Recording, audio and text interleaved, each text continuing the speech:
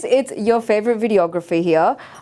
So I'll be taking you guys through a very fun, cute little Valentine's video. Today we will be filling these little hearts. I thought it'd be a really cute little decoration piece for Valentine's Day.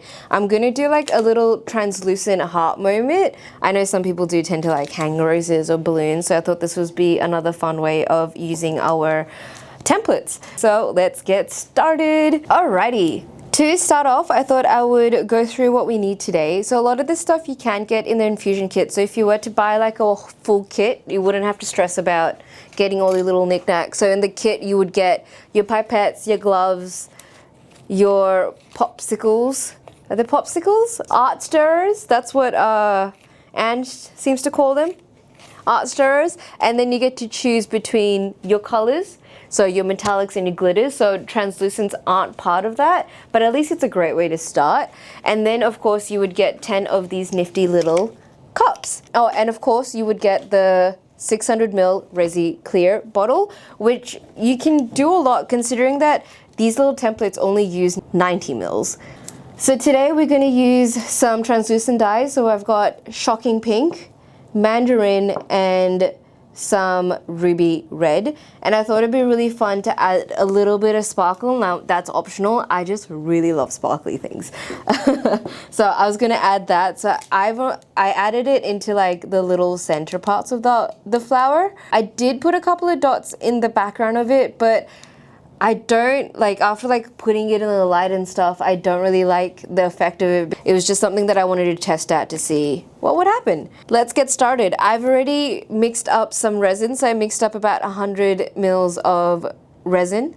Once you've got all of your stuff, remember to protect the surface that you're pouring on. Resin does like to stick to everything and is a pain to remove.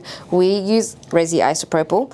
It comes off really quickly. Just put on a rag, spray it, amazing. So I have taken the templates out. I'm going to divide the resin into 4 parts for each color, including the sparkles. Before I do that though, gloves. Gloves are very important when working with resin.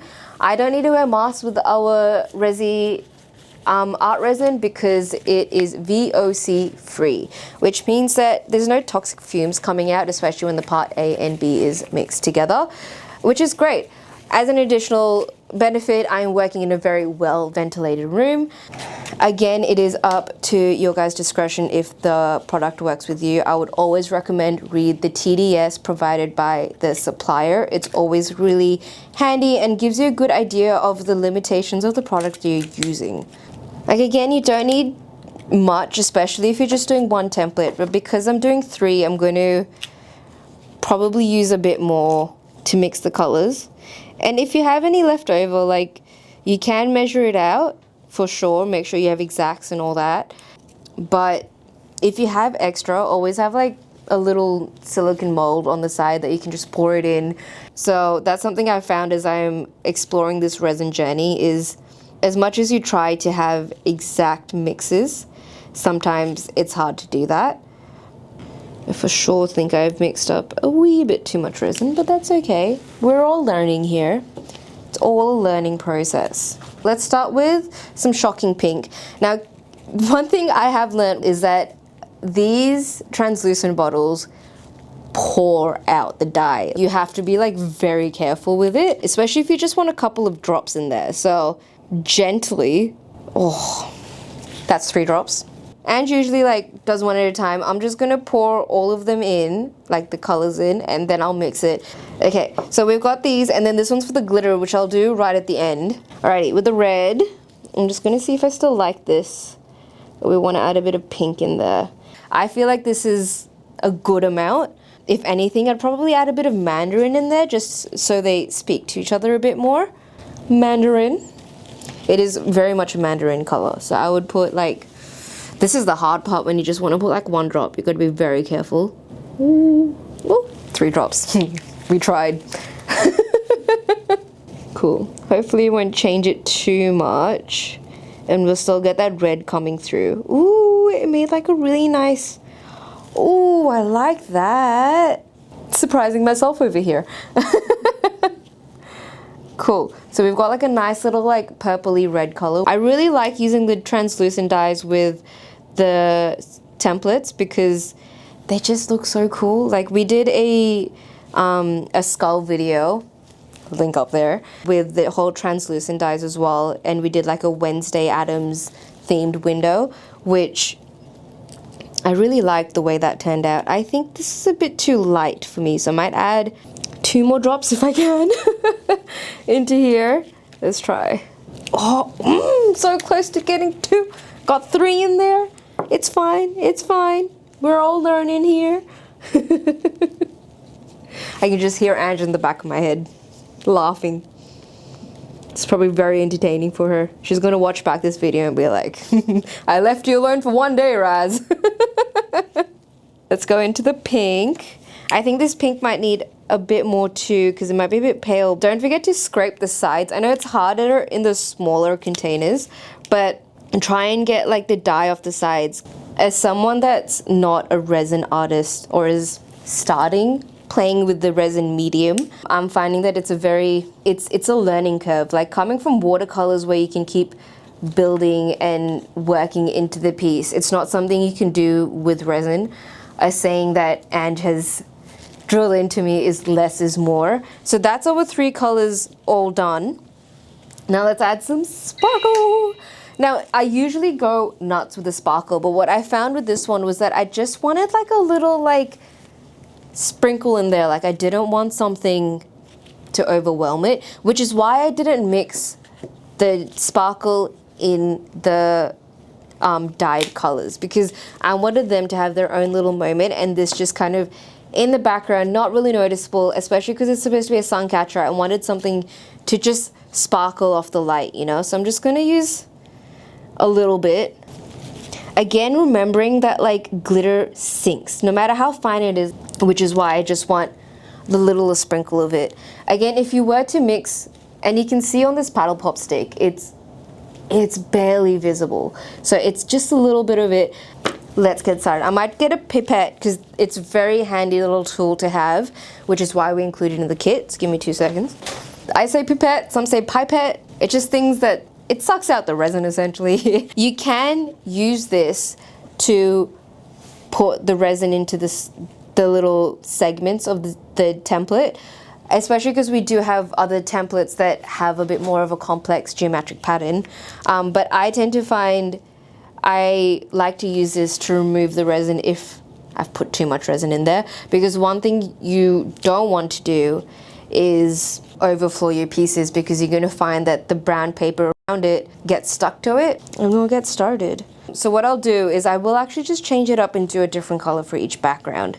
I'm going to put the red in this one, a little red orange mix, which it looks so tasty. Cool, let's go for the pink background. Ooh, that's a nice pink. It's lighter than what I had mixed for the first template, but I really like it. It's a nice little like, Barbie pink. Okay, so how I have goofed up there, and I've just got like a little bit on the paper. You could clean it up at the end, but knowing me, like, I'm gonna make more mess, but I like to clean up my mess as I go. So just put a little bit of isopropyl on the end of like a cotton swab or even just like a cloth, and just wipe it off. That's it. You just want to make sure that it's gone to the point where it's not creating like a solid bond to the resin inside the template, because that's what's going to result in the paper getting stuck. Now you guys might be thinking like, how far do you pour tilt? You want to go down an eye level, and you want to make sure that it's just under the edge of that. You don't want it to go over, because at the end of the day, once you've peeled it off, you can always top coat it and give it like a nice dome if you choose to do that. Okie dokie. So with the petals, what I did was I did pink in the center and then orange on the outside, and then I guess I'll alternate with the others as well. Cool. This is the part where you could use the pipette for it, but my patience, do you think I'm gonna do that? So I'm gonna try pour 2 at once, because, you know, professionals here. I just hear Ange laughing. Oh, it looks so pretty. And the issue with doing this is like, you gotta be very coordinated, because you don't wanna like overflow it. There we go. But I did it. I did it. It's possible. So as you guys can see, I did overfill this one. So this is where these little guys come in handy. So what you're gonna do is just gonna like, make sure you press the end of it, because if you stick it in there then press the end of it, you're just gonna get bubbles coming out. Speak from experience. So you just stick it in there and you just, I pulled a bit too much out, but what I'm just gonna do is I'm just gonna plop it into the next one. Cool, and I'll just clean that up a bit before I top it up. So just to show you guys what I mean about the fact that it'll blow out bubbles, right? So I haven't pressed the end of this, and what I'm gonna do is I'll just like push it in there and you'll see all those bubbles come up. Now imagine those big bubbles coming up in that small little stencil. So just keep that in mind. And I'll go ahead and do the rest of them, and then I'll show you what I'm doing with the glitter. So I've just put the glitter right in the center of my flowers, just for a little, like, you know. Another thing you guys can do, you could have this resin sit for 30 minutes till it gets a bit warm and tacky, and then you can go back in and add, you know, designs, all that stuff. And you can like stir it around or whatever, but I like to just leave it in the center because then the resin does its thing. It moves around as it cures and does its thing. So yeah, there you go guys. So we'll let these cure and we'll come back in like 24 hours and we'll peel them, and you guys will be able to see the fun little creations that we've created. Now I'm just gonna go off and clean up my mess before Ange comes through and sees what I've done. And I'll see you guys in, before I go, these bubbles, very easy to remove. You don't need heat, you don't need any of that stuff, you just need isopropyl. So all you gotta do is just spray it. And no bubbles. Beautiful. So yeah, I'll see you guys in 24 hours after I clean up all this mess. See ya! Welcome back. So yesterday we filled these hearts and they look very cute. And I'm just gonna quickly like remove the backing and some of the front, because it does take a fair amount of time to remove the front. We do have a detailed way of removing this in a couple of videos, which I will add the links up here. So I guess I wanted to start off with this one I filled in a rush. And I don't know if you can see, but it's overflowed. Now we're lucky with this one because it's overflowed in an edge. I can easily just lift that up, bend it over and break the resin. Whereas when you've got a spot like this where it connects to other resin, that's where it's gonna be hard to remove. Again, this was my bad for doing it in a rush. There are methods to remove this. You can use a chisel, you can try and like carve it out. Ideally, you don't want this to happen. Like this is the worst case scenario. So let's get to peeling so you guys get an idea of what it looks like on the front and how it looks like on the back. When you've poured it properly, it is easy to peel off, but you essentially just, once you've got an edge, you just keep pulling and then the whole paper basically comes out. You'd think it'd be easier with long nails. Actually, it is not. So a lot of this one, again, because I filled it in a rush, it has overflowed and they're connecting there. So it's going to require a lot more time for me to go in and remove it. But what I'll do is I'll remove the back. I'll of course add final shots at the end, guys. I got to give that to you. You got to know what the full piece looks like once I've cleaned up my mistakes. This is what this looks like. Look how cute that is, guys. Oh my gosh.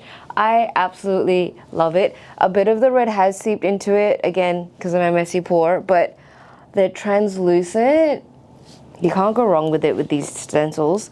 Let me try peeling this one. This was the first one I created. This is the one I tested about what glitters I should use, what colors I should use. I had a fair idea because Ange and I had discussed it previously, but I thought I'd spice things up by adding some glitter because, you know, I love some sparkle. So we'll see how glitter has fared. I used the same method for this one to apply the glitter, where I didn't mix it into the translucent. It was just something that I added in afterwards. I didn't mix it in there, I just kind of put dots in it. So on the back, you'll get the glitter sitting at the bottom, right? But then on the front, you get more of that pink.